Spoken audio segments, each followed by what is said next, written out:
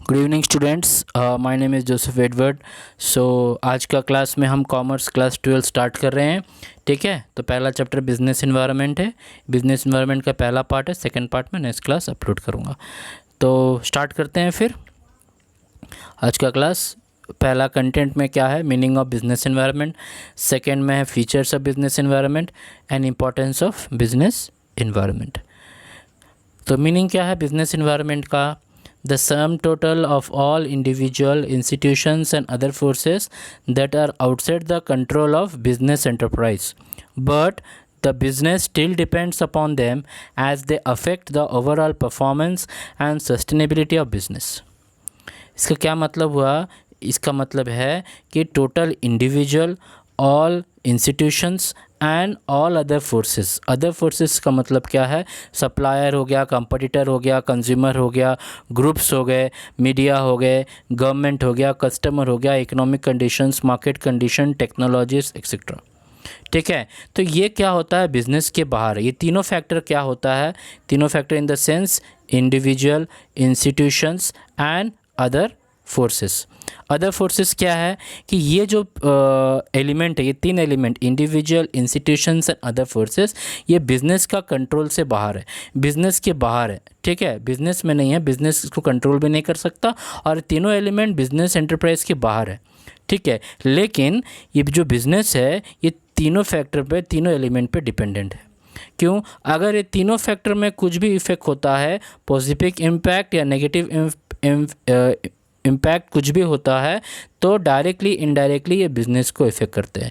Business का क्या चीज़ को इफ़ेक्ट करते हैं? परफॉर्मेंस को इफ़ेक्ट करते हैं, सस्टेनेबिलिटी को इफ़ेक्ट करते हैं, बिज़नेस का सर्वाइवल को इफ़ेक्ट करते हैं, बिज़नेस का ऑपरेशन को इफ़ेक्ट करते हैं, बिज़नेस का एक्टिविटी को इफ़ेक्ट करते हैं।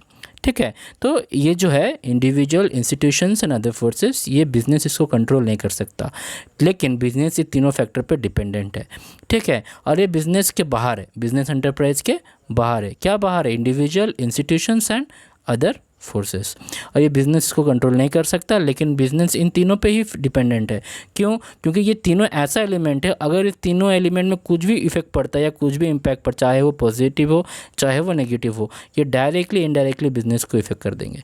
बिज़नेस को क्या इफेक्ट करेंगे? परफॉर्मेंस को इफेक्ट करेंगे, सर्वाइवल को इफेक्ट करेंगे, ठीक है, ऑपरेशंस को इफेक्ट करेंगे, एक्टिविटी को इफेक्ट करेंगे।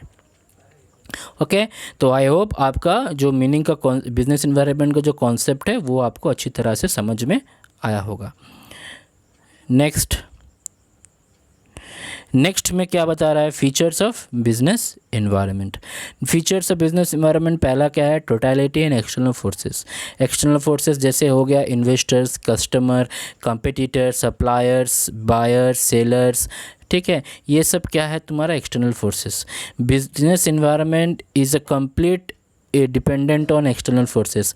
अगर एक्सटर्नल फोर्सेस में कुछ भी इम्पैक्ट हो या कुछ भी इफेक्ट हो तो बिज़नेस को इफेक्ट करेगा, बिज़नेस का ऑपरेशंस को इफेक्ट करेगा, बिज़नेस का एक्टिविटी को इफेक्ट करेगा। ठीक है, सेकेंड पॉइंट क्या बता रहा है? General and specific forces. General forces क्या होता है?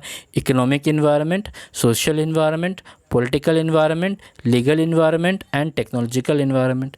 ये सब क्या है? जनरल फोर्सेस है, जो फर्म्स को इनडायरेक्टली इफेक्ट करते हैं, डायरेक्टली इफेक्ट नहीं करते। फर्म्स को इन जनरल फोर्सेस जो होता है फर्म्स को इनडायरेक्टली इफेक्ट करते हैं। स्पेसिफिक फोर्सेस क्या होता है? जैसे इन्वेस्टर्स हो गए, कस्टमर्स हो गए, कंपटीटर्स हो गए, सप्लायर्स हो गए, ये सब क्या है? स्पेसिफिक फोर्सेस है, और ये सब फर्म को डायरेक्टली इफेक्ट करते हैं। ठीक है, फर्म्स को डायरेक्टली इफेक्ट करते हैं। कौन? Specific forces. Okay, inter relatedness क्या होता है? फॉर एग्जांपल, अगर किसी हेल्थ केयर का प्रोडक्ट का डिमांड बढ़ता है, जैसे कि हेल्थ फूड हो गया, हेल्थ रिजॉर्ट्स हो गया, इस सब का क्या है? डिमांड जब इंक्रीज़ होगा तो बिज़नेस क्या करेगा? न्यू हेल्थ प्रोडक्ट प्रोड्यूस करेगा, न्यू हेल्थ सर्विस प्रोवाइड करेगा। क्यों? क्योंकि लोगों का लाइफस्टाइल क्या हो रहा है? चेंजेस हो रहा है। जैसे अभी हो गया पेंडेमिक। ठीक है, अभी क्या चल रहा है? पेंडेमिक। पहले sanitiser, gloves, mask, hand wash को कोई नहीं पूछता था। ठीक है। लेकिन अब जैसे पेंडेमिक स्टार्ट हुआ है तो मार्केट में सबसे ज़्यादा डिमांड अभी किसका है? मास्क का, सैनिटाइज़र का, ग्लोव्स का, मेडिसिन्स का।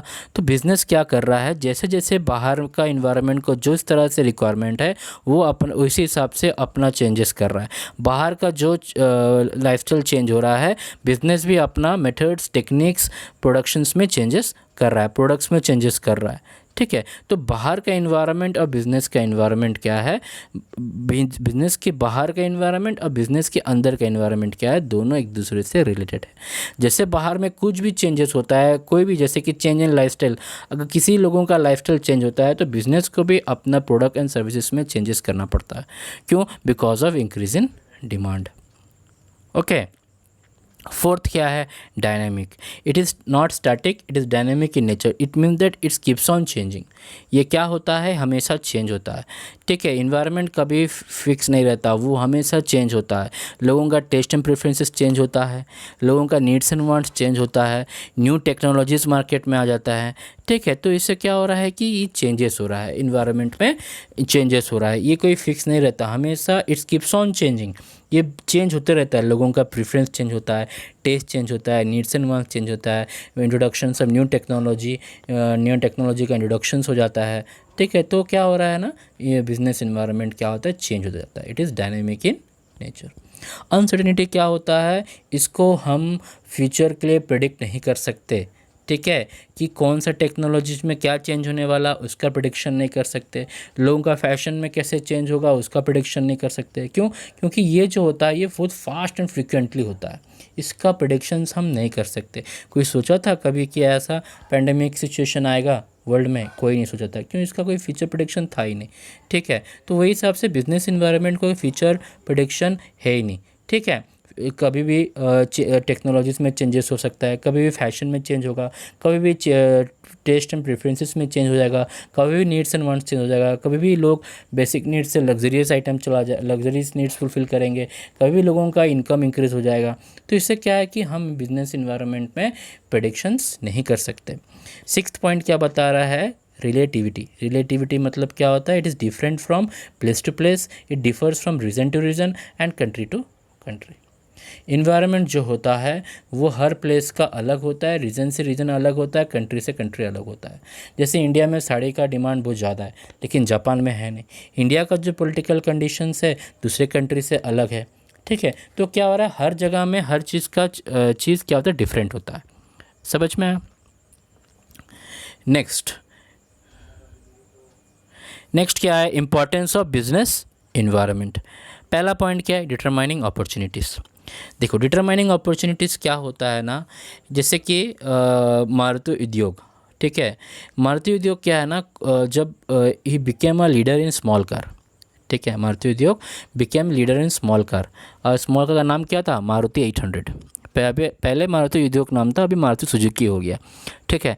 तो इससे क्या हो रहा है, उसने क्या किया, हाँ, वो कैसे एक मार्केट लीडर बन गया स्मॉल कार में? क्योंकि उसे पता, वो मार्केट को अच्छी तरह से एनालाइज कर लिया था कि हमारे कंट्री में लोगों का, मिडिल क्लास का पॉपुलेशन ज़्यादा है और पेट्रोलियम प्राइस क्या हो रहा है? डे बाय डे इंक्रीज़ हो रहा है। तो ये जो फैक्टर है, दोनों को उसने क्या किया? एक अपॉर्चुनिटी बना लिया, और उसी अपॉर्चुनिटी का फ़ायदा उठाते उसने एक स्मॉल कार को मार्केट में इंट्रोड्यूस कर दिया।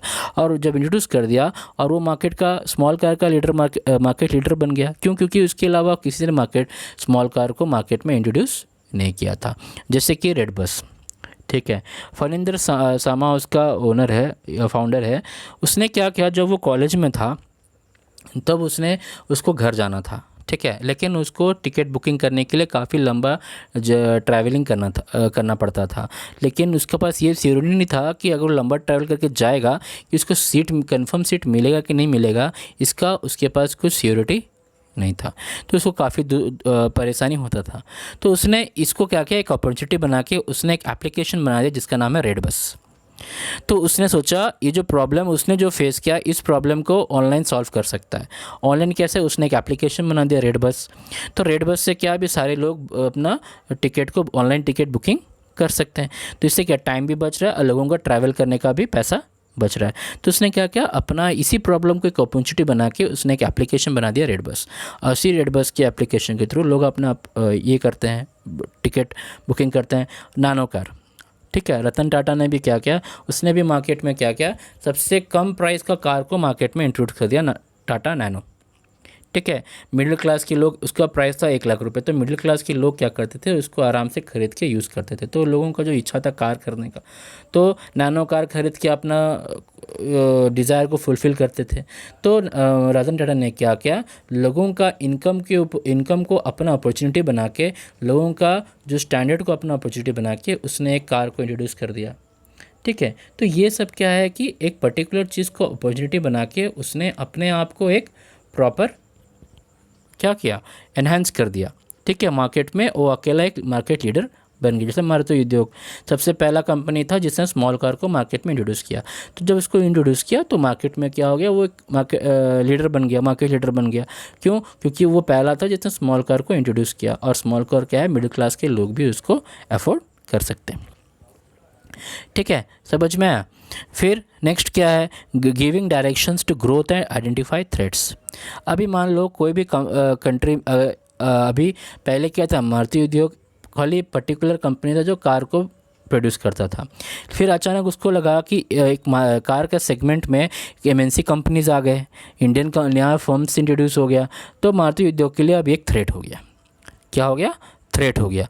तो उसने क्या किया, अपना बिजनेस को एक्सपैंड कर दिया। अपना बिजनेस को ग्रो करने के लिए उसने क्या किया, अपना प्रोडक्शन को इंक्रीज़ कर दिया। जब प्रोडक्शन इंक्रीज़ हुआ तो उसका सेल्स भी इंक्रीज़ हो गया।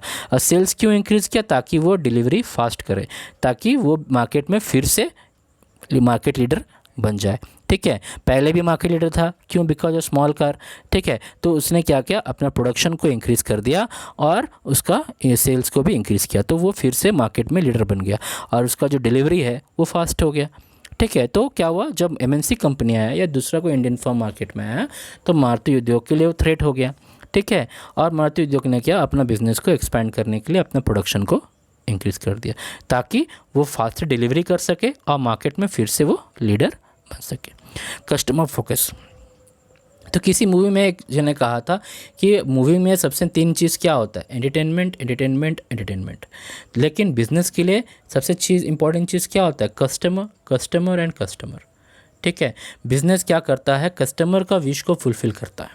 ठीक है, कस्टमर को क्या चाहिए, किस तरह का प्रोडक्ट चाहिए, किस तरह कस्टमर का टेस्ट एंड प्रेफरेंसेस है, किस तरह कस्टमर का स्टैंडर्ड ऑफ लिविंग है, उसका प्रेफरेंसेस क्या है, उसका लाइफस्टाइल क्या है, वही हिसाब से वो क्या करता है, चेंजेस करता है।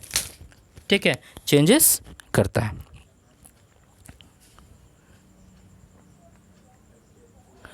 ओके, तो जैसे कि मार्केट में जब HUL हिंदुस्तान लीवर ने जब और FMCG कंपनीज़ ने मार्केट में जब शैम्पू लाया था तो पहले बोटल्स लेके आए थे, उस बोतल का बहुत दाम था। ठीक है, काफ़ी एक्सपेंसिव बोटल्स थे, तो काफ़ी लोग उसको अफोर्ड नहीं कर पा रहे थे।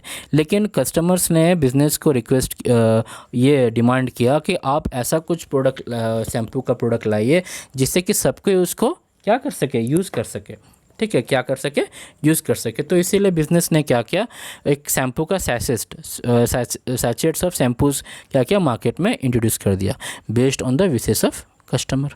ठीक है, तो अभी क्या उस छोटा पैकेट को सबको अफोर्ड कर सकते हैं। ठीक है, 5 रुपीज़ में जो मिलता है, 10 रुपीज़ में जो मिलता है, लोग क्या कर सकते हैं, जो जिसके पास कम प्राइस में भी लोग क्या कर सकते हैं, उसको अफोर्ड कर सकते हैं। कंटिन्यूस लर्निंग क्या होता है, जब भी कोई भी चेंजेस होता है बिजनेस में या इन्वायरमेंट में, कोई भी चेंजेस होता है तो ये जो चेंजेस होता है ना, मैनेजर्स को मोटिवेट करता है ताकि वो अपने नॉलेज को अपडेट कर सके, अपना अंडरस्टैंडिंग को अपडेट कर सके, अपना स्किल्स को अपडेट कर सकते, ताकि फ्यूचर में कुछ भी चेंजेस हो उसके लिए पहले से तैयार हो। ठीक है, कोई भी चेंजेस होगा उसके लिए वो पहले से रेडी रहे, ताकि जैसे चेंजेस होता है वो इसी हिसाब से अपना स्किल से, अपना नॉलेज से और अंडरस्टैंडिंग से कोई भी अपना बिजनेस का ऑपरेशंस को, अपना एक्टिविटी को एनहांस कर सकता है या चेंजेस कर सकता है based on customer needs and wants. ठीक है, इमेज बिल्डिंग क्या होता है, एक कंपनी का इमेज कैसे क्रिएट होता है, based on goodwill, based on product quality, based on service motive. ठीक है, जैसे कि बिज़नेस को सिर्फ प्रॉफिट मोटिव ही नहीं, सर्विस मोटिव भी करना चाहिए, सोसाइटी के लिए भी कुछ करना चाहिए, एम्प्लॉयमेंट जनरेशन करना चाहिए। ठीक है, प्लांट्स लगाना चाहिए, पार्क्स बनाना चाहिए, एजुकेशंस प्रोवाइड करना चाहिए, सैनिटेशन फैसिलिटीज़ प्रोवाइड करना चाहिए। ठीक है, कॉम्प्लेक्स बनाना चाहिए ताकि सोसाइटी का कुछ बेनिफिट हो। ठीक है। तो एक कंपनी का इमेज कैसे बिल्ड होता है? जब वो सोसाइटी के लिए कुछ काम करता है, इन्वायरमेंट के लिए कुछ काम करता है, ठीक है। एक बिजनेस का प्रोडक्ट के हिसाब से भी उसका इमेज बिल्ड होता है। कैसे? जैसे पुमा हो गया, नाइकी हो गया, आप लोगों को पता है कि उनका क्वालिटी अच्छा है, ब्रांडेड है, ठीक है, लॉन्ग लास्टिंग है, तो उसका प्रोडक्ट का हिसाब से भी एक कंपनी का इमेज क्रिएट होता है, ठीक है। मीटिंग कंपटीशन, अगर एक बिज़नेस को बिज़नेस इन्वायरमेंट में कम्पीट करना है, पहले तो उसको अपना जितना कंपटीटर है उनका स्ट्रेटजीज़ को, उनका प्लानिंग को अच्छी तरह से स्टडी करना पड़ेगा, तभी जाके वो अपना एक न्यू स्ट्रेटजीज बनाएगा और वो मार्केट में कम्पीट कर सकता है, ठीक है। बिना स्ट्रेटजी का, बिना प्लानिंग का एक बंदा कभी भी मार्केट में कम्पीट नहीं कर सकता, और वो तभी कर सकता है जब दूसरों का प्लानिंग और स्ट्रेटजीज से वो अवेयर हो, ठीक है। तो वही हिसाब से वो अपना स्ट्रेटजी बनाएगा कि किस तरह मुझे इससे आगे जाना है।